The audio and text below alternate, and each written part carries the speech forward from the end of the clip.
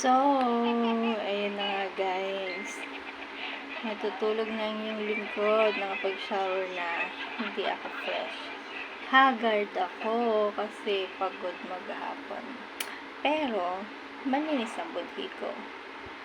Hindi ako namba-blackmail. At hindi ako nangaapak ng ibang tao.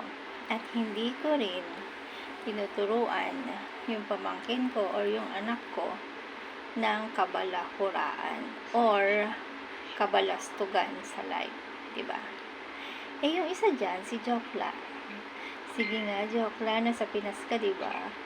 Hindi mo magamit yung pagka-freshness mo. Sige nga, try mo nga mag-video ng freshness. Tignan nga natin kung fresh ka pa dyan sa Pinas.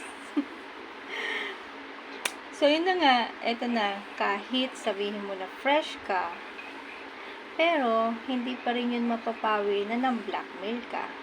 Na tinuruan mo yung pamangkin mo ng kabalastugan sa live. Na nanghamak ka ng ibang tao. Na ang pangit ng ugali mo. Na may jowa kang bayaran at pakangkang. Hindi yun mababawi at higit sa lahat, hindi yun mababawi ng pagka-freshness mo na forever duwag ka. Kasi hindi mo masagot-sagot yung mga 3 katanungan sa'yo ni Ryan. Diba? Hanggang dyan ka lang naman na fresh. Pero, duwag ka pa rin.